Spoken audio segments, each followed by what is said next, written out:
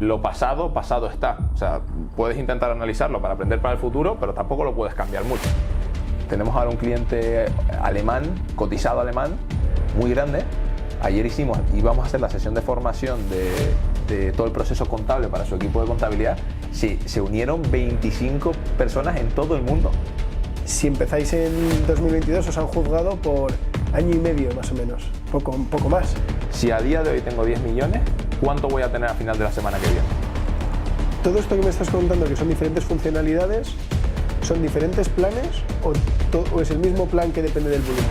Pues fácilmente te puede llevar que en un corto espacio de tiempo pases de tener una posición muy dominante en un mercado a tener una posición bastante débil en un mercado.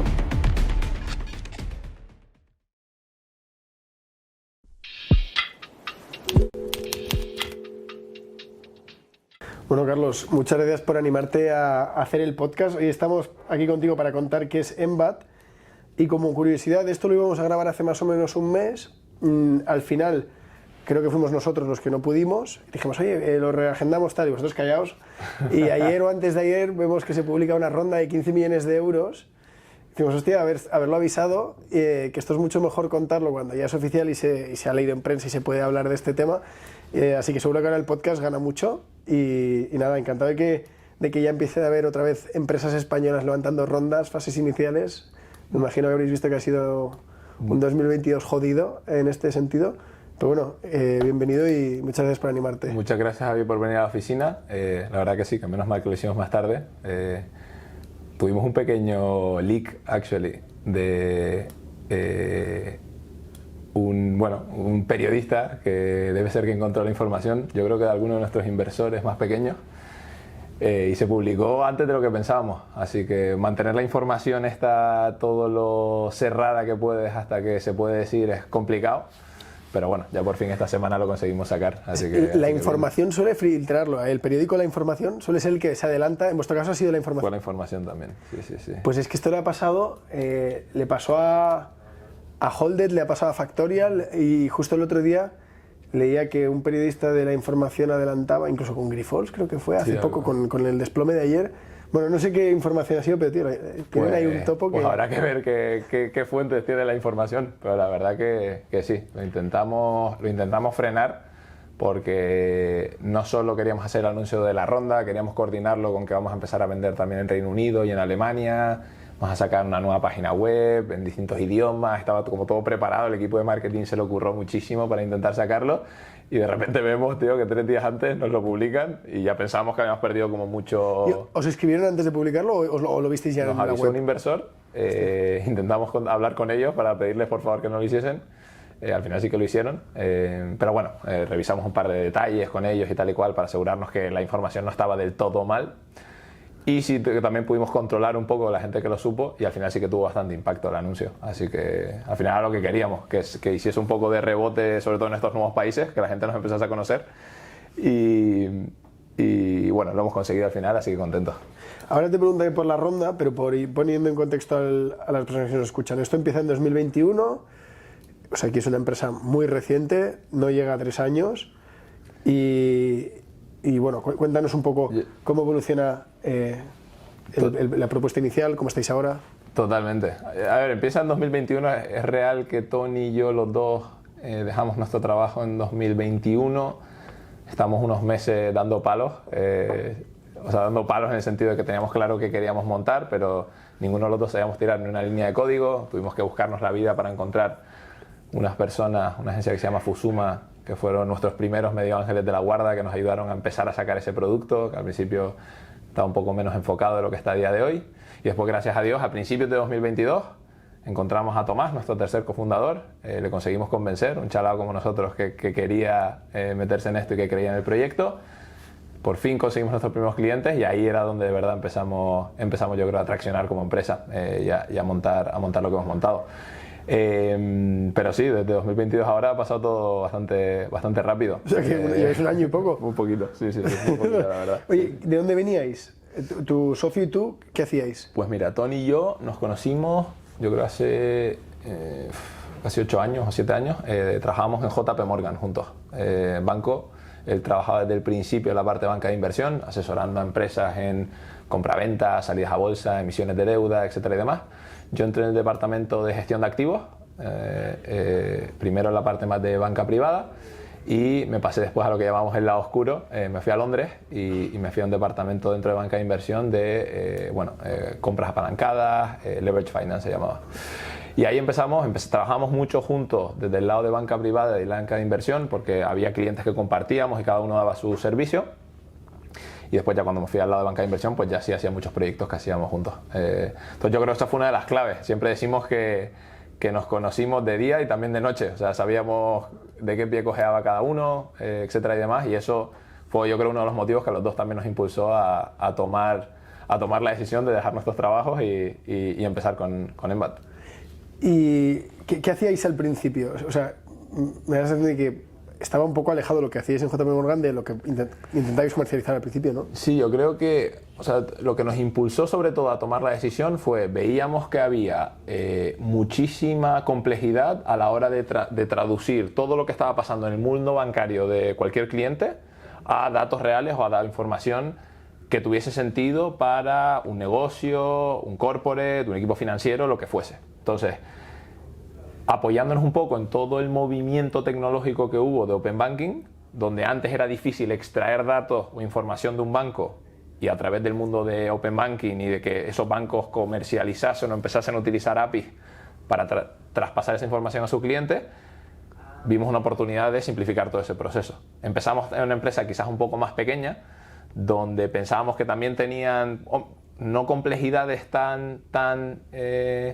evidentes como la empresa grande, pero ya tendrían complejidad a la hora de gestionar bien pues ese flujo de caja de su empresa, entender un poco qué iba a pasar en el futuro, pero rápidamente nos dimos cuenta que el segmento de pequeña empresa pues lo tenía más o menos controlado, de formas más o menos automatizadas o más o menos eficientes, pero lo tenía más o menos controlado. Entonces hubo un cambio, ¿no? Hubo un pivot dentro de la empresa, no tanto de producto, sino más bien de segmento de mercado.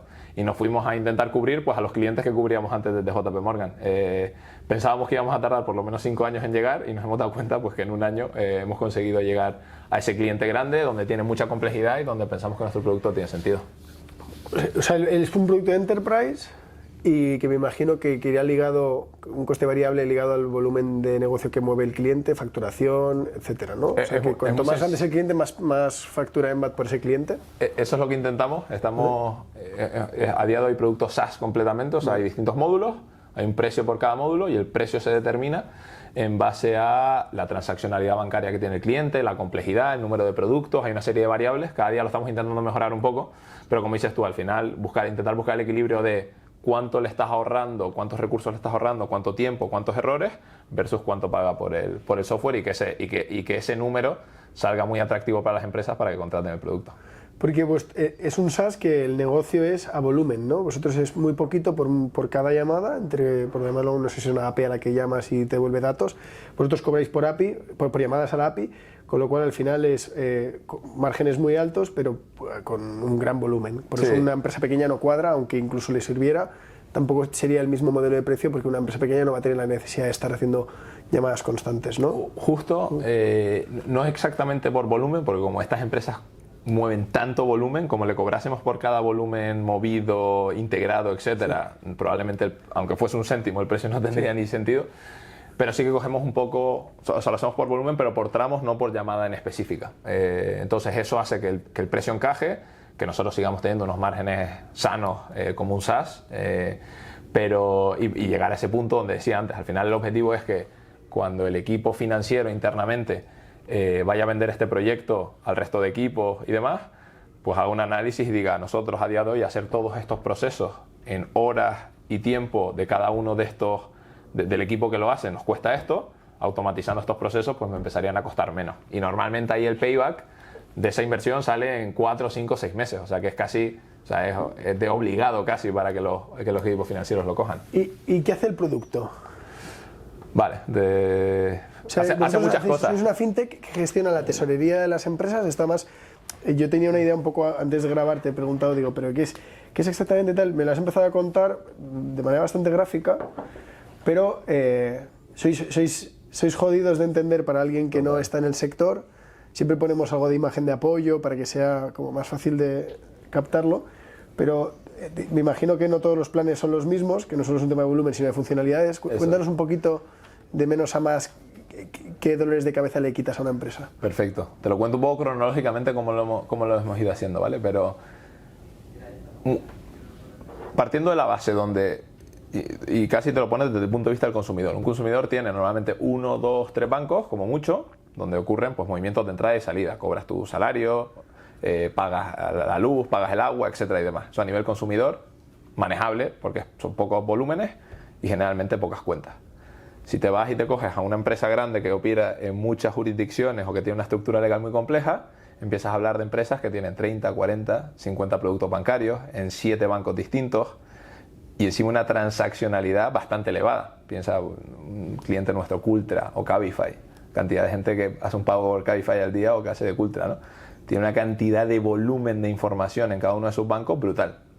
Entonces, empezamos con una funcionalidad muy sencilla, pero que ya generaba valor al cliente, que es todo eso que estaba ocurriendo en todos sus bancos, que tenía que ir a consultar de manera individual a cada banco para coger esa información, a través de una API, traérselo todo a una misma plataforma y enseñarles los datos de forma consolidada. Saber en tiempo real cuánto dinero tengo en todas mis cuentas, cuál es mi posición de caja, cuál es mi posición de deuda, etcétera, etcétera. O sea, el primer producto, ya Enterprise, me refiero ya cuando dijiste, sí, veía un poco más arriba, el dato que te daba era, por entender cuál fue la V1, o sea, cuál fue el producto que consiguió el primer cliente, te decía cuánto tienes, el saldo de diferentes cuentas. Eso es, coges todas tus cuentas, real. Las traes a un mismo sitio, te digo, tienes 20 millones de euros de posición agregada de caja y 13 millones de euros de posición agregada de deuda, en este banco, en esta sociedad, etcétera. Y cuando traíamos esa información también nos traíamos todos los extractos bancarios históricos. Vale. Y los categorizábamos de manera automática. Entonces, no solo te decíamos, tienes 20 millones de euros y 13 de deuda, sino te decimos, al principio de la semana pasada tenía 21 y 14, te has gastado o has ingresado 2 millones de clientes, te has gastado no sé cuánto en proveedores, etcétera, y por eso ahora tienes 21 y esto. Que parece un ejercicio súper sencillo cuando hablas de una cuenta, pero si lo piensas en 300 cuentas y muchas entidades legales, pues se complica. Pero esto no era el primer cliente Enterprise. O sea, el primer cliente Enterprise ya se traía el histórico o simplemente era una foto que se iba actualizando. Lo digo por entender cómo, porque ha pasado muy poco tiempo. Claro. A ver, esto es verdad que viene casi la misma llamada ya a nivel técnico. Se ha caído esta. Viene la misma llamada a nivel técnico, así que desarrollar esas dos funcionalidades tampoco fue más complejo. Fue el que hacía, entonces hacíais esto en menos bancos, o cómo fue el... Eso es, cogíamos de los primeros clientes que tuvimos, Pompey, por ejemplo, los zapatos. Sí, además han pasado por aquí por el... Yo soy fan, tengo aquí los zapatos. Cosme ha pasado por aquí por el podcast, pues o sea que sí, son amiguetes. Pues ellos, por ejemplo, trabajaban con 9, 10 bancos, tenían pólizas de crédito, tenían cuentas, tenían de todo, y veían que eso se movía mucho durante las semanas y tenían que controlarlo. ¿Cómo lo hacían antes de Embat? Se iban a cada uno de los bancos, descargaban transacciones bancarias, intentaban categorizarlas de alguna manera y ponían, este es el saldo que tenía al principio de semana, este es el saldo que tenía al final, entonces todo lo que ha pasado en medio, cuadrarlo a mano y de repente decir, pues mira, se reunirían internamente el equipo financiero y diría, oye, pues hemos subido nuestra posición de caja a 2 millones porque hemos cobrado tanto de clientes y hemos pagado tanto de proveedores. Vale. Pues todo ese proceso lo automatizaron en Embat. Cogieron y todas las cuentas fluían automáticamente, todos los movimientos fluían automáticamente, se categorizaban y entonces cuando tenían que dar esas explicaciones de por qué se había movido la posición de caja, pues tenían toda esa información disponible sin tener que hacer todo ese trabajo en Excel. Y tú cuando dejas JP Morgan, tú no sabías que esto era un problema, o sea, ¿o sí? Yo y Tony trabajábamos con muchos equipos financieros, pero equipos financieros muy grandes y normalmente la parte más estratégica, es decir, adquisiciones, fusiones, emisiones, salidas a deuda, por lo tanto estás un poco en la parte más estratégica. Sin embargo, al final de nuestras 2 carreras, antes de empezar Embat, Tony o el equipo de Tony dentro de JP Morgan trajo toda la función de corporate banking de JP Morgan a Europa, ellos designados a España, o sea, empezaron a vender productos de tesorería con los productos de banca de inversión que vendían. Y yo salí de JP Morgan y me fui a un fondo de capital riesgo, un fondo de private equity que se llama Towerbrook. En este fondo no solo tenía que intentar buscar nuevas oportunidades, sino también tenía que cuidar o intentar entender las oportunidades que teníamos. Entonces, Tony por su lado desde el mundo de vender producto corporativo, se acercó mucho más a la tipología de problema que resolvemos a día de hoy, y yo acercándome más a las empresas y llevando más el día a día con el equipo financiero de las participadas que tenía, pues también empecé a entender mucho mejor ese problema de operativa diaria que tenían, que es el que resolvemos. Entonces esas dos cosas, un poco acercar ese mundo, más toda la regulación y demás, fue lo que nos empujó a dar el salto. Hostia, me parece increíble cómo encuentras el nicho, porque estabas muy lejos, o sea, Sí, que hacías sí. mucha operativa y tal, pero que a ti no te tocaba entrar a las cuentas de JP Morgan de banco a banco, como No. juntar el Excel. A ver, ese fue por el que empezamos, pero siempre hemos tenido claro que al final había un roadmap importante de producto, de cosas que teníamos que ir incorporando, que eran bastante más importantes, te diría, que esta primera que hemos hecho, que es la que nos iba a conseguir llegar a ser un software para medianas y grandes empresas. O sea, ¿qué hace hoy el producto? Entonces, pasamos de esa parte más de reporting, ¿vale? Pero si tú piensas en el equipo financiero o el equipo de tesorería tipo de nuestro cliente, lo pasado, pasado está. O sea, puedes intentar analizarlo para aprender para el futuro, pero tampoco lo puedes cambiar mucho. Por lo tanto, su siguiente o mayor preocupación a la hora de tener control de su tesorería es el futuro. Proyectar la tesorería. Entender, oye, si a día de hoy tengo 10 millones, ¿cuánto voy a tener al final de la semana que viene? ¿Cuánto voy a tener al final del mes que viene? Etcétera, etcétera. ¿Por qué? Porque toman decisiones de inversión. ¿Puedo invertir 10 millones de euros en esta iniciativa? Toman decisiones de financiación. ¿Tengo que repagar este crédito o tengo que tirar más del crédito? Y para tomar esas decisiones, no tomarlas ciegamente, se basan en datos. Y cuanto más automatizados estén esos datos, no tengan que preparar el dato, sino que el dato ya esté para ellos, pues mejor. Por lo tanto, a esta funcionalidad le añadimos integraciones con sus sistemas de contabilidad para empezar a importar fuentes de información que les iban a ayudar a automatizar sus previsiones futuras de tesorería. Entonces, no solo le decíamos, hoy tienes 10 millones en la cuenta, sino importamos información de lo que vas a cobrar o vas a pagar de tu sistema de contabilidad, metemos tus cuadros de amortización para que sepas cuánto tienes que pagar de deuda, te permitimos meter previsiones manuales y estamos metiendo cosas de IA que ayuden a automatizar ese proceso, con el objetivo final de que los equipos financieros que trabajen con nosotros sepan lo más certeramente posible, no solo el dinero que tienen ahora, sino cuánto dinero van a tener en 10, en 15, en 20 días, en 30, en 60, en el horizonte temporal que ellos se marquen. Y ese es el siguiente feature que metimos, es decir, no solo te miramos al histórico, te miramos al futuro. ¿Y esto lo consumíais de un SAGE, de un SAP? Eso es. ¿Esto serían ejemplos? Justo. Nosotros ahora ya tenemos integraciones con todos los principales ERPs del mercado, ¿vale? SAP, SAGE, Navision, Business Central, o sea, Netsuite, los Oracle, enormes. los enormes, los que utiliza nuestro cliente Sí. recurrentemente, pero nuestro producto está también funcionando tan bien que tenemos clientes que a lo mejor no utilizan estos ERPs, pero tienen equipos de tecnología interno, y como nosotros tenemos una API abierta, que nuestro sistema, siendo cloud, es facilísimo de integrar, pues el equipo dice, oye, no te preocupes, yo integro con tu API a mi sistema y automatizo todos estos procesos sin problema. Y donde se queda corto SAGE, que necesita integrarse con un tercero, es en que ellos no se traen los datos del entorno bancario actualizándote, simplemente son una especie de planificador, de decir, oye, tienes esta amortización, pero no te lo estoy imputando a cuánto quedará en saldo, cuánto tendrás, no te estoy combinando todos los registros con cómo se mueve el banco, ¿no? Es súper buena pregunta esta, porque nos la hacen mucho, nos la hacen los inversores, nos la hacen los clientes, nos la hace mucha gente. Y nosotros al final, después de ver a tantos clientes, nos damos cuenta que un ERP, o un sistema de contabilidad, el sistema más operativo del cliente, a medida que vas escalando en el tipo de compañía al que vas, se van verticalizando mucho. ¿Por qué? Porque a nivel de automatización y de encaje en una empresa específica, lo más importante suele ser la parte casi más operativa. Tener buenos módulos de stock, tener buenos módulos de inventario, tener buenos módulos de facturación recurrente si tienes una facturación recurrente. Pero está muy ligado a la operativa del cliente. Entonces, el módulo financiero es importante, pero es un módulo que es relativamente estándar entre todos los ERPs. Y al final, pues las empresas hoteleras, por ejemplo, muchas utilizan Business Central en España porque Business Central se ha especializado en servicios.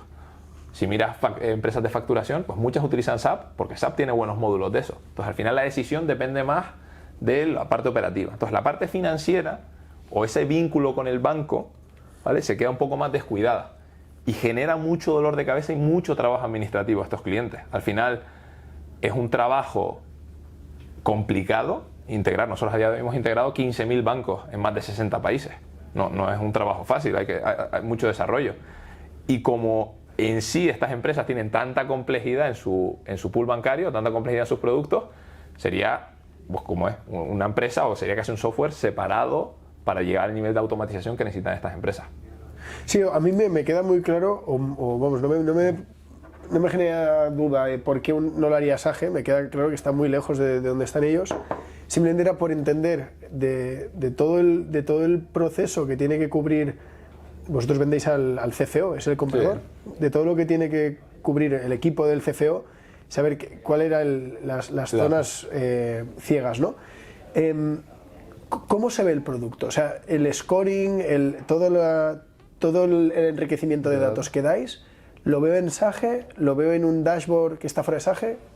Lo ves en Embat. Embat es el software, es la interfaz final del cliente. De hecho, seguimos avanzando el producto. Hicimos la parte de reporting histórico, saldos, fuimos a la parte de forecasting. Y el siguiente módulo que metimos, ya que estábamos conectados con Sage, es ayudarte a automatizar la contabilización de tus bancos. Todos los movimientos que ocurren en tu banco tienen que tener un reflejo contable. O sea, tienen que acabar en ese sistema de contabilidad. Muchos de nuestros clientes, antes de utilizar Embat, tenían que descargar esos movimientos, imputarlos o importarlos manualmente y después ir diciendo, pues esta comisión bancaria va con esta cuenta contable, este cobro es contra esta factura de cliente, esto, etcétera. Hacer eso de manera más manual. Nosotros hemos metido, de hecho, caso de uso, el primer caso de uso con Google dentro de todo el mundo de reconciliación bancaria o todo este módulo de contabilización bancaria. Hemos metido IA para ayudarles a automatizar ese proceso. Y Embat a día de hoy lo que hace es, entra un movimiento bancario de forma automática, convierte ese movimiento bancario en un asiento contable y la persona que tiene que contabilizar solo tiene que revisar los asientos, es decir, ¿lo ha hecho bien? Perfecto. Exporto y eso automáticamente todo viaja al ERP y se contabiliza. Y ahí ya, pues hasta el día siguiente, en vez de tener que hacerlo en 4 horas, en 10 minutos. Una duda que me surge, claro, al final, todo esto que me estás contando, que son diferentes funcionalidades, ¿son diferentes planes o es el mismo plan que depende del volumen? Son los distintos módulos que te comentaba anteriormente. Módulo de reporte de tesorería, sí. De informe el primero que empezamos, el básico de cuánta caja, cuánta deuda tienes. Módulo de previsiones de tesorería, donde vamos, no solo nos quedamos en el actual, sino vamos al futuro. Módulo de contabilización bancaria, cash accounting lo llamamos, que es este módulo que convierte movimientos bancarios en asientos. Y ahora hemos sacado un último módulo, que es nuestro módulo de pagos, que va de sentido contrario. Yo tengo en el sistema de contabilidad muchas facturas a proveedores que tengo que pagar, ¿vale? Generalmente estas empresas a las que vamos tienen procesos de aprobación, entonces la automatizamos, coge una factura de proveedor, la tiene que aprobar esta persona, mando un email, automáticamente esa persona me devuelve la factura aprobada y puedo lanzar pagos desde cualquiera de mis bancos en 52 divisas distintas con una reconciliación y la automatización de toda la contabilidad por detrás. Esto es hacer las POs de las empresas, ¿no? Literal, sí, vale. Eso es. ¿Y todo el proceso desde que se contabiliza hasta que se paga y hasta que se reconcilia ese pago con la transacción y con el asiento contable. Y aquí mi duda es, ¿vosotros a nivel producto tenéis un all-in-one? Es decir, imagínate, me interesan todos, los tengo que contratar como módulos aislados que luego se conectan, o hay una opción de, oye, pues cojo el completo? Las puedes coger todas. De hecho, intentamos que cojan todos al completo.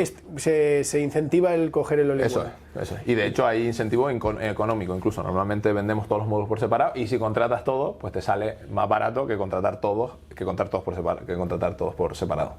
Y ahora, ¿cómo estáis creciendo? Porque lleváis muy poco tiempo, entonces uno dice, joder, ahora que tengo esta tecnología que tiene tan buenos márgenes y que resuelve tantos problemas, casi que me cargo los módulos por separado, solo es all-in-one, intento ser muy competitivo en precio, cojo mercado y iré subiendo. ¿Cómo es esto? Pues, a ver, el problema es, eso es lo que intentamos nosotros, pero el problema es que no todos los clientes tienen los mismos problemas. Es decir, hay clientes que de repente la parte de pagos la tienen bien automatizada porque han hecho un desarrollo interno que dicen, esto me vale, entonces necesitan los otros. Hay clientes que la parte de tesorería, porque son empresas a lo mejor que tienen unos excedentes de tesorería muy grandes, pues el reporting no es tan importante, pero sí les duele mucho la automatización de los procesos contables. Entonces, podríamos ir con un all-in-one, pero la realidad es que habría muchos clientes que no utilizarían parte de la plataforma. Entonces, uno de nuestra misión ha sido intentar que ese software que acabamos implantando, esos procesos que acabamos de automatizar, se adapte muy muy bien a los procesos que tiene cada una de las empresas. Entonces, ¿cómo crecemos? Pues estamos a medida que vamos construyendo módulos, vamos a los clientes existentes que tenemos y les decimos, oye, tenemos un nuevo módulo, ¿te interesa o no te interesa? ¿Vale? Que eso está funcionando bastante bien. Y después, sobre todo, cada vez que vamos incrementando más módulos, le damos a nuestro equipo de venta, a nuestro equipo de partners, a nuestro equipo de marketing, más excusas para ir a contactar a esos nuevos clientes. Y a lo mejor, cuando solo teníamos el módulo de reporting y solo podíamos ir a clientes que les doliese el reporting, a día de hoy ya podemos ir a clientes que les duele la contabilidad, que les duele los pagos, que les duele el reporting, que les duele la deuda, etcétera, etcétera. ¿Cuántos clientes potenciales tiene España, más o menos? ¿Estáis hablando de son 1.000, son 5.000? ¿Son menos? Porque no sé cómo de enterprise es el ticket. Mucho más. A ver, yo creo que la principal ventaja de Embat existe en software de gestión de tesorería más tradicionales, pero siempre se han enfocado en el mundo IBEX o en el mundo mega enterprise. ¿Por qué? Porque eran software que requerían de un proceso de implementación brutal. Meses y meses, tenéis que traer un consultor mucho tiempo, el equipo financiero de malas porque te están cambiando los procesos, etcétera y demás.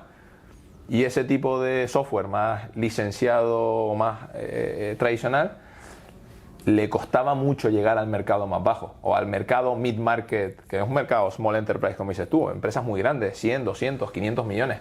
Pero cuando tú vas a una empresa de 500 millones o de 100 millones y le dices, oye, voy a estar 9 meses aquí metido, me vas a tener que pagar 1 millón de euros upfront por integrar todo esto, y esto es lo que va a pasar al final, pero vas a tener que estar 8 meses confiando en que va a acabar pasando, pues oye, lo que hablábamos antes del return de la inversión o cuánto voy a beneficiarme o en cuánto voy a repagar esto, los números salen reguleros. Cuando nosotros vamos allí y le decimos, oye, es un proceso de 8 o 10 semanas de implementación, desde el día 1 vas a tener todos tus bancos conectados, ya vas a tener reportings, vas a ir desbloqueando cosas todas las semanas, este proceso ya está estandarizado y demás, pues ya penetras un mercado que tiene una necesidad y tiene una complejidad muy grande, pero no es un IBEX 35. Es una empresa que tiene la necesidad, esto le ayuda a automatizar muchos procesos, pero con un producto relativamente estándar y modulable como el que tenemos nosotros, le cubre esa necesidad.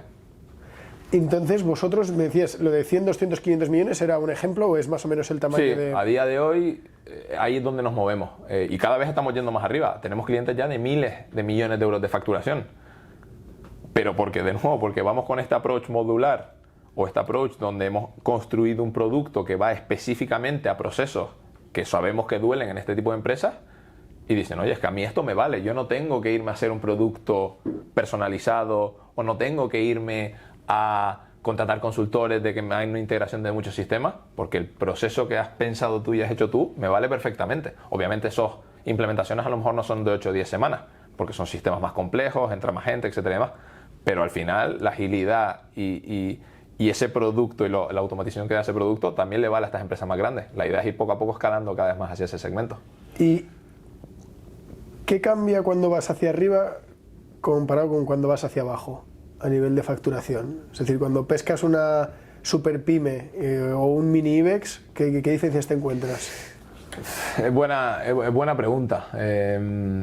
Hombre, al final los contratos, cuanto más arriba vas, más interesantes son, ¿no? Pero de nuevo, por el binomio que hablábamos antes, nosotros tenemos que ser capaces, y somos capaces en los procesos de venta, de explicarle al cliente por qué contratar un software de estos tiene sentido.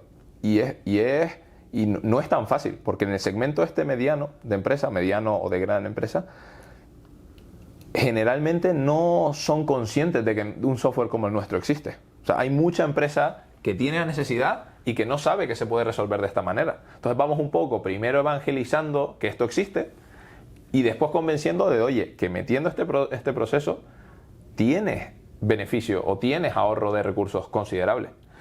Entonces, hombre, cuando vas a la empresa de arriba, conoce tus competidores más tradicionales, a lo mejor ya ha hecho alguno, incluso el tesorero que está ahí a lo mejor en otra empresa ya lo ha hecho, entonces te sabe comparar y ya sabes un poco, lo tienes bien controlado y no tienes que hacer ese proceso de evangelización inicial. Pero el segmento mediano también es un segmento súper interesante para nosotros y yo creo que ahí está la clave de conseguir de manera escalable penetrar ese mercado, que es el que poca gente o el que muy poca gente en este segmento ha conseguido. El que está entre 100 y 500, dices. Entre 100 y 500. Pues empezamos un poco más abajo. Cualquier empresa que tiene... al final lo intentamos hablar por números, por facturación, pero como cada sector distinto tiene unas características y una idiosincrasia distinta, muchas veces no depende ni de la facturación. Depende, te pongo un ejemplo muy sencillo. Trabajamos mucho con empresas audiovisuales. Las empresas audiovisuales tienen calendarios de pago o de cobro de sus clientes súper desfasados en el tiempo, dependen de hitos, etcétera y demás. Entonces, tener buen control de caja es importantísimo. Y después también tienen pues distintas subvenciones, tienen una complejidad muy grande. Entonces, una empresa de audiovisuales de 15, 20 millones de euros de facturación se beneficia brutalmente de Embat porque al final acaban teniendo equipos administrativos súper grandes o súper dimensionados para el tamaño global de la empresa. Dentro de tu equipo financiero, donde empiezas a notar que para seguir escalando tus operaciones tienes que seguir metiendo músculo y tienes que seguir metiendo gente que haga la misma tarea pero de manera repetitiva, es cuando ya dices, oye, ¿y si meto un proceso para intentar automatizarlo y no tener que cuando venda 20% más, tener 20% más de personas? O sea, realmente a ti la complejidad del cliente, este era un buen ejemplo, aquí ha venido Beltrán Gortázar a contarnos cómo es Suma Content, la productora, y claro, cómo hay clientes que pagan a 2 años, cómo hay cosas que se provisionan, a ti la complejidad del cliente no te afecta tanto en la medida en que son ellos quien se tiene que encargar del etiquetado, de saber qué es una amortización y qué no. Tú simplemente pones un software sobre el que ellos escriben, por decirlo de alguna manera. Eso es. Pero realmente para ti abrir un sector, y de repente empiezo en construcción, ¿cuánto trastoca el equipo de producto abrir un sector nuevo comparado con seguir explotando el mismo? Ahí creo que está el reto. El reto, y creo que lo que estamos haciendo bien a día de hoy es que hemos construido los módulos con una flexibilidad suficiente para que no tengamos que parametrizar o no tengamos que ir haciendo desarrollos específicos por sectores, por tipo de empresa, etcétera, sino el equipo de implementación, que es un equipo súper experimentado, y eso sí nos hemos, entre comillas, empeñado desde el principio, que toda interacción con el cliente sea una interacción de una persona que conoce bien a nuestro cliente, que conoce bien sus problemas, pero es parte o utilizando ese conocimiento interno que tenemos del equipo de implementación y el resto del equipo, es como con las herramientas que tengo muevo el producto o adapto el producto a los procedimientos del cliente para que valgan. En empresas de construcción tenemos bastante con las que trabajamos para que valga perfectamente para ellos, para que valga para hoteles, para que valga para todos, sin tener, como dices tú, que cada vez que hay un nuevo sector, que el equipo de producto tenga que hacer algo. Sino el equipo de producto piensa en productos que valgan para todos y en cómo adaptar para que ese producto que salga de verdad valga para todos y no haya que ir sector a sector. Y aunque se diera el caso de ir sector a sector, ¿lo hacéis y lo imputáis como un CAC o no lo hacéis?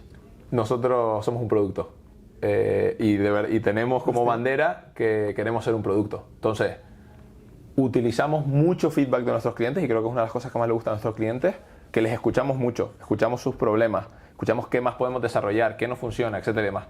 Pero hay un procedimiento interno donde con todo eso que escuchamos a nuestros clientes nos cuestionamos internamente si vamos a construir esto le vale a este cliente, vale a 10 clientes o vale a los miles de clientes a los que queremos ir. Y hay veces que le decimos al cliente, oye, esto tiene sentido, vamos a construirlo, lo metemos dentro de las funcionalidades que queremos sacar, y hay muchas veces que le decimos al cliente, oye, es que esto es algo muy específico para ti que no tiene sentido en nuestro producto. ¿Y nos pasa que casi nunca sirve para muchos clientes, lo único que cambia es el ticket? Rollo, Acciona te pide algo que sabes que va a servir para pocos, pero paga mucho dinero, pero luego cuando bajas a un PromptPay, que lo has dicho, PromptPay lo que te va a pedir probablemente tampoco va a ser muy generalizable, la única diferencia es el ticket. Ahí creo que está el arte del equipo de producto. Ahí es donde hay que intentar, que no es fácil, porque como dices tú, cuando vas rápido y vas intentando crecer, pero ahí es donde tienes que intentar pensar en 6, 8, 12, 18 meses más adelante, no en el contrato que te está quemando ahora, sino intentar, bueno, y creo que más o menos, o sea, que hemos hecho cagadas. Que ha habido veces que hemos dicho, pero es interesante. Esto es perfecto, lo va a utilizar muchos clientes, vamos a hacerlo, lo hacemos y de repente nadie más lo utiliza en la vida. Pero tenemos ese mindset de intentar, o esa mentalidad de intentar de verdad, bueno, escuchar al cliente, escuchar los problemas, resolverle los problemas, pero de una manera escalable que no resuelva el problema individual del cliente, sino que resuelva ese mismo problema que pueden tener muchos clientes en muchas geografías y que de verdad sirva para todo. Bueno, también va por épocas, ¿no? A lo mejor encadenas un par de meses, 3 que dices, hostia, parezco una consultora, pero luego el resto del año eres un SaaS. Puede ser, puede ser. Sobre todo con clientes más grandes. Verdad que, oye, yo lo entiendo y la verdad que aprecio mucho los clientes grandes que tenemos a día de hoy. No es fácil tomar la decisión de ir con un software que tiene 2 años y medio de vida, o 2 años de vida, o como dijimos antes, desde nuestro primer cliente es que casi no llega a los 2 años. No es sencillo. Pero algo tienen que haber visto estas personas que son profesionales increíbles, que han visto muchas, que entienden perfectamente, para decir, merece la pena invertir en estas personas. Porque cuando viene, pongo un ejemplo, Cabify, cuando viene Cabify, entró con nosotros y le vendimos un contrato de cosas que hacíamos y le vendimos un contrato de cosas que íbamos a hacer. Pero esas cosas que íbamos a hacer las habíamos validado con ellos y habíamos validado que también sirven para otros clientes. No le veníamos a hacer un proyecto a Cabify. Después obviamente hay que gestionar a cada cliente, porque después obviamente... ¿Cabify fue de los primeros grandes, de verdad? No, bueno, has dicho nombres muy grandes, pero ¿cuál fue de los primeros, no sé, 200, 300 que entró? Sí, de Cabify. Sí, ¿no? Lo que pasa es que aquí yo siempre digo, y aparte creo que es una belleza del negocio, hablamos siempre y ves nuestra página web y ves nuestros casos de éxito y son todos Cabify, Clickars, Playtomic, nombres, Wallapop, nombres que dices que todo el mundo conoce. Pero más del 60% de nuestra cartera de clientes son nombres tradicionales de empresas grandísimas, sanísimas, tradicionales, que si te las dijese ahora dirías, es que me quedo igual. Bueno, son el tipo de empresas que nos gusta traer al podcast. Está muy guay que aquí estamos todo el día hablando que, bueno, tú lo has dicho, ¿no? Globo y tal, pero hostia, Mayoral, ¿cómo lo has hecho? Que llevas aquí 50 años. Totalmente. Sin perder un duro. Entonces, esto es muy interesante. Oye, varias dudas que me surgen. ¿Cuánto dura un contrato de un software? Porque me imagino que es ajeno a contratos de un año, por decir algo, ¿no? Estos CRM, estos productos de integración tan transversales, que son contratos de 2, 5... Nosotros, estándar, hacemos 2 años de contrato. ¿Vale? Tenemos una filosofía donde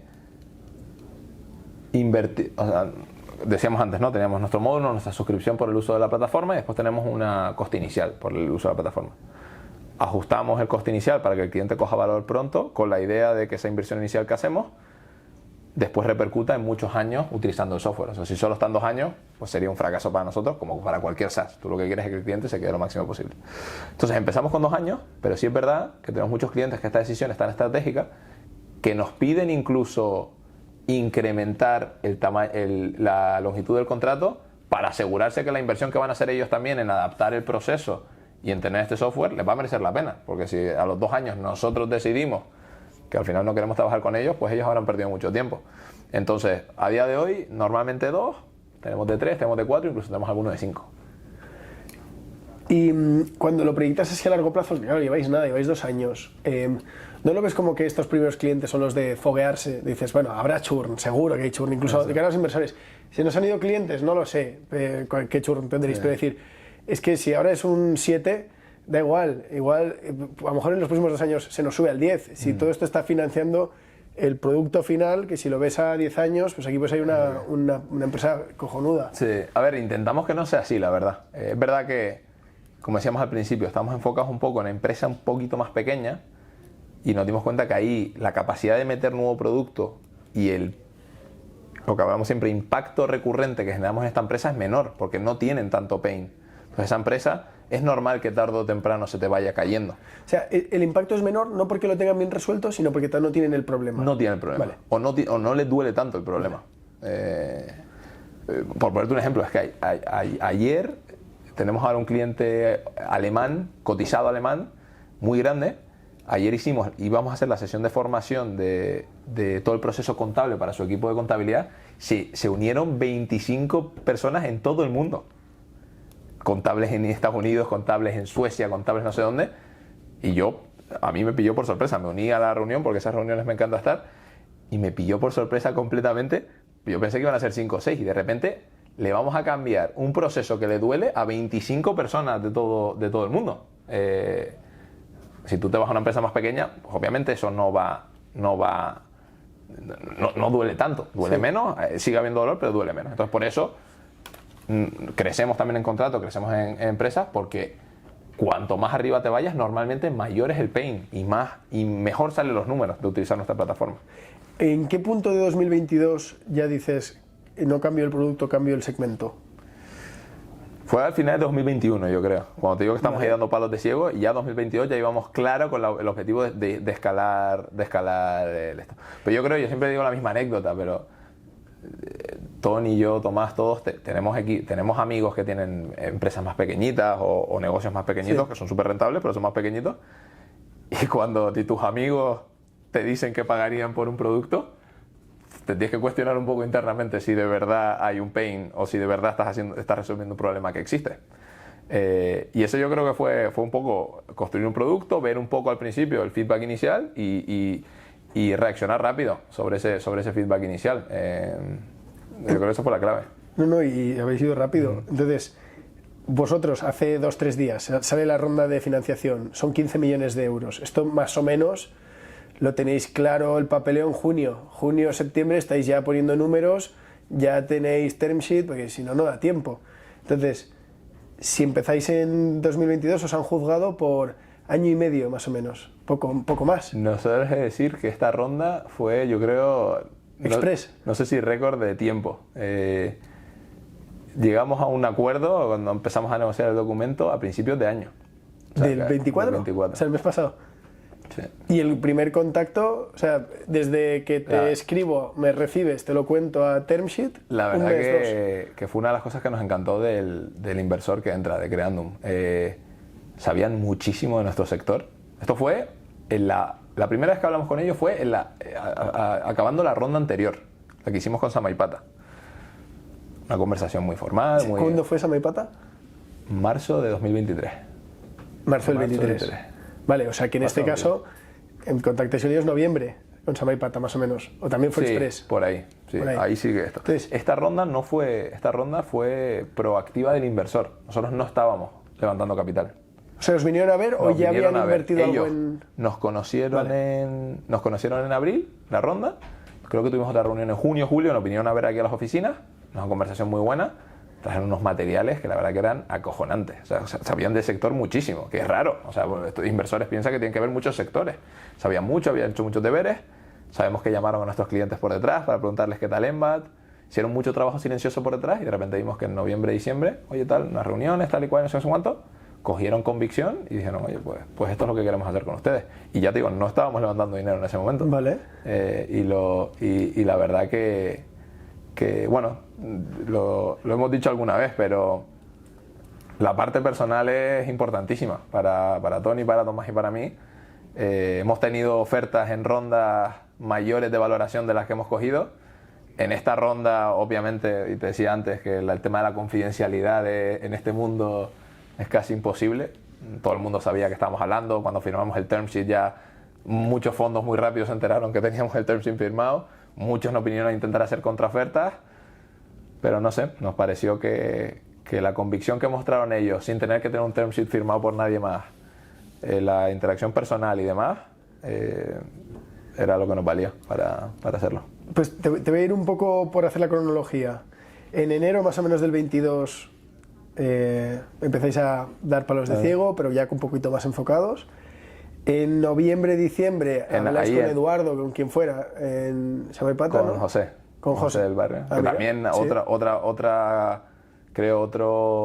Otro ejemplo de que lo personal para nosotros es súper importante. La relación que tenemos a día de hoy con José, o sea, nos ayuda muchísimo comercialmente, personalmente, él siendo ex emprendedor, cada vez que hablamos con él, la verdad que eso también. Pero ahí justo medio te falta otra ronda. O sea, nosotros en abril de 2022 hacemos la primera ronda con 4 Founders y Venture Friends. Vale, ¿y eso es más o menos de cantidad? 1,2 millones. 1,2.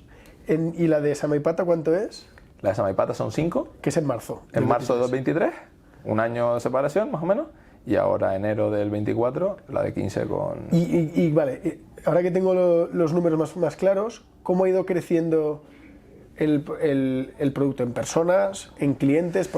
No hace falta que te mojes en facturación si no quieres, pero por entender porque es que es muy breve. Si hubierais tardado 5 años... Cuando hicimos la ronda de... Cuando hicimos la primera ronda teníamos 3 clientes, creo. 3, entre 3 y 5 clientes. Nada. La de 1 con 2. La de 1 con 2. Vale. Con For Founders y... Pero bueno, esto llevabais 3 meses. Llevábamos, no, acuérdate, yo dejé el trabajo en verano de 2021, yo llevaba 6-7 meses trabajando en Embat. Sí, pero digo, desde que centramos el tiro, sí. 3 meses. 3 meses. Y levantáis 1,2 en ahí, obviamente, contratamos un equipo de tecnología que financiábamos pues nosotros, Tony y yo, hasta que se unió Tomás después levantamos la ronda. Ahí el equipo empezó a crecer. Ahí ya, cuando levantamos la ronda, yo creo que éramos 4 o 5. Después de la ronda éramos 12 o 13 o 14. Y cuando entró Samaipata, te estoy hablando de memoria, no sé exactamente, sí. Pero creo que éramos como 30 y largos, 30 y pocos, entre medias. Y teníamos 30 clientes, yo creo, por ahí, más o menos. Cliente por persona casi. Sí. Y después entró Samaipata, crecimos el equipo, ahora somos casi 70 en Embat. Ahora con la ronda nueva. Y cuando entraron ahora, cerramos el año pasado con yo creo que 105 clientes o así. Un poquito más a lo mejor. Y ahora estamos cerca casi de los 150. O sea, 105 en diciembre. Eso. Y ahora cerca de los 150. Sí, un poquito por debajo, sí. ¿Y conseguís cliente a partir de que ya ha hecho esas 8 o 10 semanas de setup? No, cuando firma el contrato. Cuando firma, que está haciendo setup, es cliente. Eso. Me parece muy interesante, tío. La verdad que es una historia típica porque, joder, habéis sido muy rápido, muy poca gente sin experiencia en el sector. Y yo siempre digo, menos mal que nos encontramos a Tomás por el camino, porque Tony y yo no tenemos ni idea de hacer una línea de código. O sea, queríamos construir un software sin tener ni idea. De hecho, ese fue el primer challenge que tuvimos cuando empezamos a hablar con Marek de For Founders y con George de Venture Friend y demás. O sea, en esa época fue cuando se unió Tomás, justo ahí antes de esa ronda. Y siempre íbamos diciendo, ¿pero ustedes dos qué? Y siempre decimos, no, tranquilo, que está Tomás aquí, que es el que va a poner un poco de cordura y de orden. Por no mojarte, dame un paréntesis muy amplio de cuánto cuesta Embat. Si alguien que nos está escuchando dice, oye, pero esto, ya sé más o menos para qué tamaño de empresa, pero pues ¿cuál es el mínimo? ¿Cuánto puede ser algún cliente muy usuario? O sea, los contratos empiezan a estar, o que tienen sentido, entre funcionalidades más básicas, 8.000, 10.000 al año. Bueno, o sea, vale, es un ticket... Es razonable. Sí. Pero ya tenemos contratos cerca de las 6 cifras para clientes más grandes. Estamos intentando llegar, es un reto personal que tenemos, a ver si llegamos pronto a las 6 cifras. Pero bueno, poco a poco, como te digo, intentando ir a ese contrato más grande. Pero moviendo los intermedios. Pero claro, ese contrato que entra de 8 o 10, la idea es intentar... ¿Esto qué sería? ¿Un módulo solo de elijo pagos o hay módulos más premium que otros? Hay algunos más premium que otros porque requieren de la integración, sobre todo cuando te integras con el sistema de contabilidad. O sea, ¿cuál sería el más rápido, el más fácil para vosotros? El primero que hicimos. El de bancos. Conectar los bancos y hacer todo el reporte y tal y cual. Pero claro, nosotros sí que intentamos a ese cliente que le vendemos un contrato un poco más pequeño, tiene que existir la potencialidad o el problema de poco a poco ir creciendo con ese cliente. O sea, intentamos no que ese no sea la única funcionalidad que le metemos, sino ir poco a poco escalando en ese precio. Vale. Estoy dándole a la calculadora. Pero bueno, 150 clientes está muy bien. En muy poco tiempo. Cerca de, no hemos llegado todavía. Oye, una cosa que me ha sorprendido es que en tan poco tiempo abriréis países. ¿Esto era una necesidad para poder levantar dinero? ¿Esto era un interés del equipo fundador? A ver, es verdad que nosotros, Tony y yo, y Tomás también que estuvo en México, venimos de ambientes súper internacionales. A mí siempre yo cuando estuve en JP Morgan, la mayoría del tiempo estuve en Londres, Tony estuvo mucho tiempo en Londres, y nos gusta mucho un ambiente diverso y hacerlo internacional. Y cuando teníamos la ambición de crear una empresa, queríamos crear una empresa global, internacional. Era un poco la misión como emprendedores. Dicho esto, también hemos encontrado un segmento que curiosamente escala o viaja muy bien. Hay muchos SaaS porque están amparados en regulaciones locales, porque tienen cosas específicas fiscales que les cuesta más viajar. Nosotros, una entrada y una salida de caja es exactamente igual en todo el mundo. Entra dinero en tu banco y sale del banco. Una factura de compra, factura de venta, se puede llamar de una manera u otra, pero cuando la vas a pagar es muy parecido también. Entonces, una de las cosas que nos encantó también de este sector es el hecho de que viaja bien. Y entonces, pues eso es lo que estamos intentando demostrar. Eso se lo hemos contado a inversores, se lo contamos internamente al equipo. Y ahora la idea es intentar demostrarlo. A ver si es verdad que viaja también como decimos.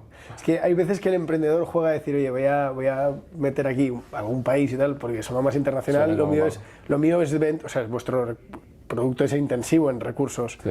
Esto sobre todo porque el otro día viendo, los de Holded lo decían, decía, tío, no queríamos salir de España, pero la gente nos dijo, te tengo que, si te presto tienes que ir internacional. Te puse un becario y a otro en Francia y ya dije que vendía en España y Francia. Yo creo que ellos, es verdad que ellos tenían la parte más fiscal y la parte más pura de contabilidad, que era más complicado. Nosotros sí que, y si ves nuestros competidores más tradicionales, están en todos varios. son globales. Ya. Todos son globales. Muy bien. Oye, pues para ir terminando, tenía apuntado una cosa que se me ha olvidado. Ahora habéis cogido ya el camino del Venture Capital, os va muy bien, no sé la facturación, pero bueno, digamos que unos 300.000 al mes, a lo mejor, factura una empresa de 150 menos con estos tickets, pero bueno. Pero vais a más o menos a ese ritmo. El año pasado sí que multiplicamos por 4 nuestra facturación. Y la idea es intentar este año a ver si nos quedamos cerca. No será fácil, pero a ver si nos quedamos cerca. Bueno, objetivo 5 millones este año, por decir algo. Ya has elegido un camino, 70 empleados. Tú ahora si echas la vista atrás, aunque fueras más despacio, ¿tú crees que el tipo de producto que estáis haciendo lo podríais haber hecho un equipo de 10-12 personas? ¿Es imposible? Siempre hablamos de, oye, si el tiempo fuera infinito, habría podido. Hay gente que no, que ni con tiempo infinito. ¿Tú cómo lo ves? A ver, con tiempo infinito, a lo mejor. Lo que pasa es que nosotros tenemos una visión, es que el mundo tech evoluciona cada año. O sea, el mundo tech, si no inviertes en el producto, al final nuestro activo es el producto. O sea, nosotros damos servicio alrededor, tenemos equipo financiero y demás, pero lo que compra el cliente es el uso de un producto, ¿vale? Este producto, como no inviertas, como no crees nuevos módulos, como no intentes diferenciarte en el mercado, teniendo otros potenciales competidores que pueden tener acceso a capital, como hay a día de hoy en el mundo de Venture Capital, pues fácilmente te puede llevar que en un corto espacio de tiempo pases de tener una posición muy dominante en un mercado a tener una posición bastante débil en un mercado. Entonces, empresas donde ese potencial de innovación sea más limitado, sea más complejo, puedo entender que vayan por un camino un poquito más lento. Pero nosotros, siempre lo hablamos internamente, decimos que vendimos nuestra alma del diablo en el momento en que levantamos los 1,2 millones iniciales. O sea, esos inversores ya querían que fuésemos una empresa de alto crecimiento. Y después con los 5 pues más todavía, y ahora con los 15 pues te podrás imaginar. Pero también pensamos que es en la categoría en la que jugamos. O sea, si tú vas a crear un SaaS, un software, donde el producto tiene que estar siempre a la vanguardia de innovación y demás, hay que invertir en el producto. Y para invertir en el producto necesitas los recursos hasta que tengas la estructura para poder financiar internamente esa inversión. Dicho esto, que queremos una empresa que se pegue toda la vida levantando rondas, esa no es la idea. La idea es que llegue un momento donde encontremos un punto sostenible, donde estemos cómodos con el nivel de inversión que estamos haciendo en el producto y que seamos capaces de autofinanciar esa inversión. Pero si seguimos viendo oportunidad de inversión en productos alternativos, en mejorar nuestro producto, en ir a nuevos países, etcétera, y eso va a repercutir en valor para la empresa, pues tendremos que seguir financiándonos de esta manera. Pero vamos. Lo llevas bien, ¿no? O sea, que te gusta, que no es algo que te pese. Depende del día. Depende del día. Depende del día, soy SaaS o consultora, ¿no? Depende del día. Y ahora sois 70, pero hasta ahora no erais tantos. ¿Cómo captabais? ¿Esto es meta? ¿Es outbound? ¿Es llamar? ¿Es Facebook? ¿Es ads? Al principio es captar a los locos que convences, que de hecho muchos siguen de los primeros, porque tienen una pasión por este proyecto como el que tenemos nosotros, es acojonante. Esos primeros empleados como que son como de los activos más preciados. Al principio captábamos, pues Tony, Tomás y yo quedándonos hasta tarde por la noche en LinkedIn escribiendo a la gente. Al principio encontramos alguna agencia que nos ayudó con alguna contratación clave, pero era mucho nosotros de guerra, hasta que encontramos también a alguien de recursos humanos que nos empezó a ayudar a hacer esto. Y ahora con esta ronda de 15, una de las cosas que espero es que empecemos a tener un poco más de nombre y que la gente también nos venga, buenos perfiles vengan a querer trabajar con nosotros. En vuestro caso, meterle mucho dinero a ads tampoco, no son leads cualificados que realmente se transformen en una reunión, porque es un producto que que te entre por Instagram es casi sospechoso, ¿no? O no, o esto es mi visión de fuera. Sí. Yo casi vamos un punto más atrás y eso es estrategia interna que estamos intentando explorar a ver si cualquier vía de distribución nos encaja. Pero un software como el que hemos dicho antes, que va a Enterprise, nuestra visión es, no sé si un tesorero que lleva 10 años en una empresa corporate por ver un ad de una empresa de un software de tesorería va a contratar tesorería, que te puede servir para brand awareness, muy al principio del funnel, pero no sé yo si ese performance marketing es nuestro canal. De momento no es el que mejor nos está funcionando, eso seguro. Funciona mejor llamar. Funciona mejor llamar, escribir y tener, sobre todo, ¿sabes lo que mejor funciona? Tener gente que entienda a nuestro cliente. Que la interacción sea por la vía que sea una persona que sabe lo que es una contabilización bancaria, que sabe lo que es un reporting de tesorería, que sabe por qué es importante hacer previsiones de tesorería, porque si nosotros nos ponemos a contratar ventas, no les formamos y les lanzamos allí, el CFO es escéptico, es un buyer persona escéptico. De todas formas, yo de estas cosas sé menos, porque esto se encarga más Tony, que le da mucho más esto. No, pero no es obvio, el cómo captar, porque dices, hostia, uno pensaría que la red es LinkedIn, pero por aquí ha pasado todo el mundo, la CMO de Power BI decía, LinkedIn es muy guay, es muy sofisticado, pero no convierte. Y mucha gente dice, LinkedIn es un espejismo. Yo creo que va incluso a nivel de ventas. O sea, yo sé que del equipo de ventas hay gente que le funciona muy bien LinkedIn, hay gente que le funciona fatal, ¿no? Hay gente que le funciona más el teléfono. Oye, y por terminar, estos 15 últimos son todo para la compañía, ha habido secundarios, tuvisteis ya un fondo muy al principio que quiso cerrar posiciones, ¿cómo ha sido esto? Todos nuestros inversores actuales nos han seguido apoyando. Es verdad que ha habido business angels iniciales que a nosotros nos ha pasado, es curioso.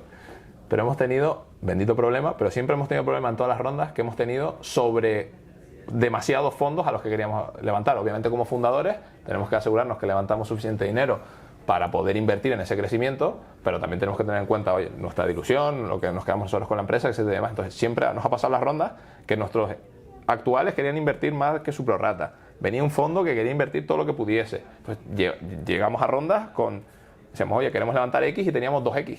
Decimos, oye, pues, ¿y qué hacemos? ¿No? Y la verdad que a Tony y a mí no se nos da muy bien decir que no. O sea, es algo de lo que tenemos que mejorar. Creo que somos buena gente, intentamos ayudar a todo el mundo o complacer a todo el mundo, y eso es complicado cuando no puede materialmente. Entonces sí que ha habido inversores más pequeños, business angels que nos ayudaron al principio, que entraron en la primera ronda, que les hemos ido dando secundario y han cogido ese ticket los fondos que han ido entrando. ¿Y los fundadores habéis tenido secundario? En esta ronda, bueno, estamos acabando de verlo, pero a lo mejor hacemos algo de secundario, sí. Oye, yo lo vería bien, joder. Bueno, nos lo dicen de hecho los inversores. Claro, si te tengo que convencer que me lo merezco con todo lo que he hecho en tan poco tiempo. No tanto por eso, sino al final piensa que los fondos que están entrando ahora creando y los que tenemos en la estructura de capital quieren que sigamos tomando riesgos. Ellos quieren que sigamos invirtiendo, vayamos a un país, vayamos al otro, hagamos distintas cosas. Y nosotros, todavía es muy pronto, pero que nosotros ya poco a poco, como dices tú, hemos hecho algo en este poco tiempo que también queremos asegurarnos que hacemos. Nosotros veníamos los tres, de hecho, de mundo corporativo, donde teníamos nuestros sueldos, teníamos nuestras cosas, nuestras comodidades, y decidimos dedicarle tiempo a esto. Pero que también es importante que estemos cómodos para poder tomar esos riesgos. ¿Y notas que cada vez está más normalizado? O sea, que ya no hay que excusarse, decir que llevo aquí hipotecando mi tiempo, mi tal. De hecho, es que hagamos secundario fue incluso sugerencia de los inversores. Y yo no creo que no debería ser un tema tabú. Nosotros, la gente que viene aquí lo normaliza mucho. Es que no tiene, creo, nada que ver hacer secundario con lo que piense de esta compañía o no. Simplemente es un tema de, personalmente, saber dónde quieres poner el riesgo y que nosotros tenemos demasiado riesgo metido Pero es enhorabuena, tío, la que has liado en 2-3 años, ¿eh? Bueno, sin todo el equipo que hemos hecho hubiese sido imposible, la verdad. Qué bien. Oye, tío, ya para terminar, siempre hacemos un poco de pregunta de, tío, a ti, cierras la oficina, ¿qué haces? Hoy es viernes, ¿qué haces un fin de...? Curramos mucho, tenemos cultura de currar mucho. Cerramos aquí, nos metemos en casa y nos ponemos a volver a currar. No, pero me encanta hacer deporte, es mi vía de escape del día a día. Juego al pádel, jugaba mucho al golf antes, ahora ya no juego tanto. Y el golf, pues tampoco es que he jugado toda mi vida al golf, pero es un deporte tan sumamente complicado de darle a la bola y que salga donde quieras, que de verdad consiga, cuando juega al golf, que se me olvide el resto del mundo. O sea, se puede estar quemando cualquier cosa, que es como, son como 4 horas ahí y me pasa con el pádel, juego mucho con Tony al pádel, de hecho, jugamos mucho de pareja, que nos va bien también. Pero hago deporte y después pues estar con mi mujer, que me gusta mucho estar con mi mujer, estar con mi familia, aunque está en Canarias, complicado, amigos.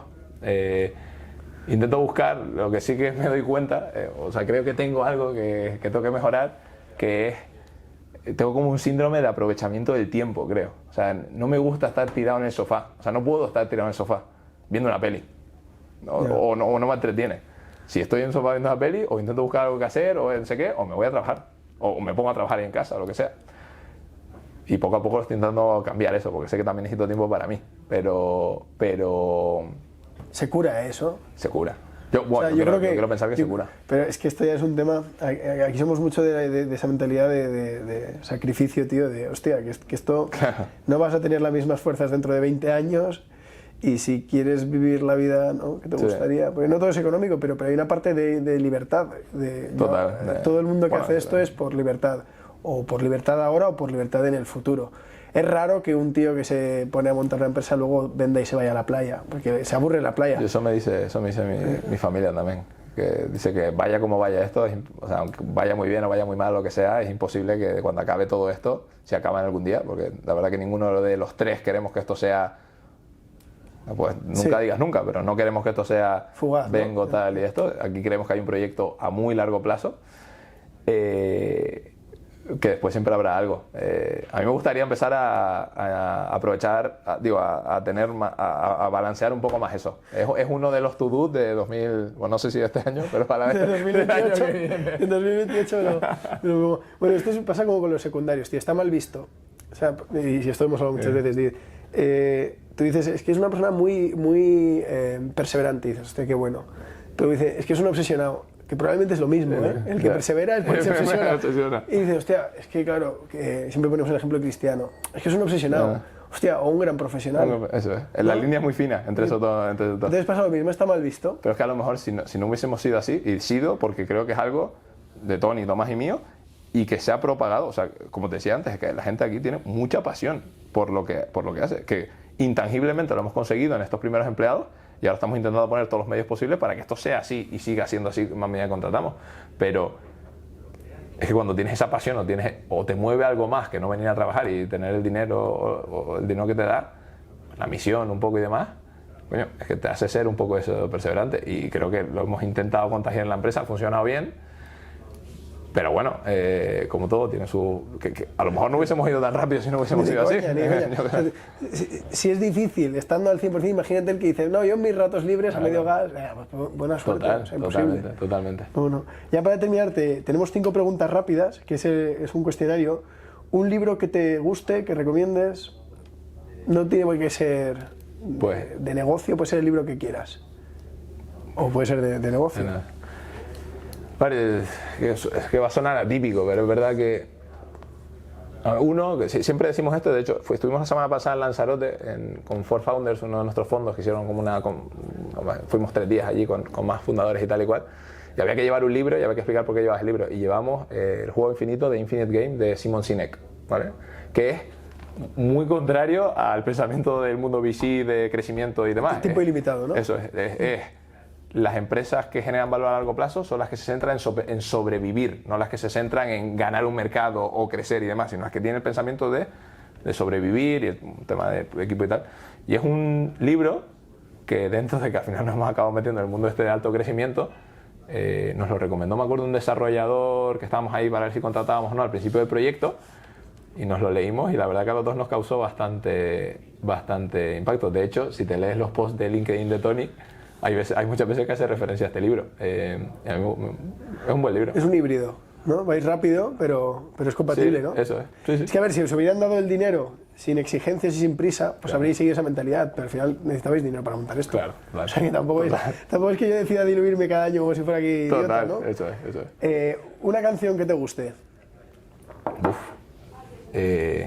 La verdad que mi cultura musical es... Sí, estoy igual. A mí me preguntan esto y me revientan. Pero es verdad que fui el año pasado a a un concierto de Coldplay, se lo regalé a mi mujer por su cumpleaños. Fuimos con unos amigos y demás y tal, y desde entonces escucho mucho Coldplay. Y yo soy de los que cuando cojo una canción que me gusta, la escucho a lo mejor 70 veces seguidas. Que dices, joder, pues no, la otra, y llega un momento que dices, buah, estoy cansado de esta canción, la dejas en el cajón y vas a la siguiente. Y Coldplay, pues, Yellow, la he escuchado bastante frecuentemente. Un producto digital que esté hecho para ti. No necesariamente el que más usas, ¿eh? La gente dice, pues WhatsApp, hombre, ese es el que más usas, pero algo que quieras, esta app, web, este producto, me encanta. Playtomic. Playtomic. Me encantaría que el Playtomic no solo tuviese pádel, sino que el Playtomic tuviese todos los deportes del mundo y poder ahí encontrar mi... Bueno, lo que pasa es que lo intentaron, ¿eh? Se tienen que poner las pilas, no ellos, pero la gente en Madrid, de construir canchas de pádel, tío. Es que es imposible encontrar una pista, es imposible. Bueno, cuando Pedro Clavería vino al podcast y nos dijo que su sueño era el booking de los deportes. Joder. Y luego vio lo jodido que era montar pádel, imagínate. Ya me imagino ir a todos, pero joder. Sí, es como a mí lo que están intentando montar, sobre todo también la parte social de encontrar a gente, porque muchas veces practicar un deporte también depende de que la persona contra la que te enfrentes sea de tu nivel similar. ¿Tú qué nivel tienes en Playtomic? Te debes jugar bien, ¿eh? 5,5 tengo. Ostras, pues conmigo no, pero con él puedes jugar. 6,84, joder. Sí, sí. Pues nada, ya después de esto habrá que hacer partido 100%. De hecho, Alfonso, que ahora está grabando, o sea, está aquí atrás, el día que vino Pedro, él justo estaba el número 1 de Playtomic y el día que vino Pedro le acababan de bajar. Y dijo, Pedro, tío, que estaba el 1 y me habéis puesto el 30 o el 50. ¿Qué coño? Y Pedro, sí, tío, es que lo de las pues tío, pues partido 100%. ¿No? Tony no será un 3,5. Tony es que un 5 también. Así joder, que somos... entonces os buscáis a un cuarto porque 100%. Yo os veo luego. Partido. Bueno, me he perdido. Un restaurante. ¿En Madrid? Donde quieras. O puede ser en la isla. En Gran Canaria. ¿Eres de Gran Canaria? Soy de Gran Canaria. ¿De qué parte? De Las Palmas. Bueno, he vivido siempre a las afueras de Las Palmas, en Tafira, ¿no? Y después también tenemos una casita pequeña en el sur, en Pasito Blanco, que ahí de hecho conservo mucho de mis amigos y pasamos. Siempre que voy a Las Palmas intento irme a Pasito, que es como mi retiro. Restaurante, diría uno en la isla que se llama Bebir. ¿Bebir? Sí, de beber y vivir. Bueno. Es de un amigo mío. Le acaban de dar una estrella, solo verdura y pescado, menú y tal. Muy recomendable. Qué guapo. Yo he pasado muchos veranos de mi vida en San Mateo, tío. Ole. Mis tíos viven ahí. Joder. Bueno, y más arriba en Cueva Grande, que no sé si te suena. Sí. Pues ahí en la cumbre, tío. Bueno, ahora ya... y allí, bueno, hace calor ahí en verano, ¿eh? Sí. Pero alguna vez que he ido en Navidades he visto nieve, tío. Claro, mini continente. Allí pasa en 20 minutos, a lo mejor te cambia la temperatura a 15 grados, fácil. Y para terminar, lo último que has comprado en Amazon. Me acabo de comprar una casa. Lo último que he comprado en Amazon ha sido los coladores para pensaba que en la casa, digo. No. Me acabo de comprar una casa, así que tengo que comprar en Amazon 50.000 cosas y lo último que he comprado ha sido los coladores para los espaguetis de la cocina. Y cuelgas fáciles para colgar los cuadros, que todavía no los he colgado, no he tenido tiempo. Pues tío, entonces a ver si hay suerte de secundario. A ver. Que tío, ha sido un placer. La verdad que no tenía yo muy claro si iba a hacer buenas preguntas para entender el producto, pero es algo entendido el producto, o sea que espero perfecto. que la gente lo haya entendido igual. Totalmente. Muchísimas gracias. Y nada, tío, muchas gracias por vosotros. A ti.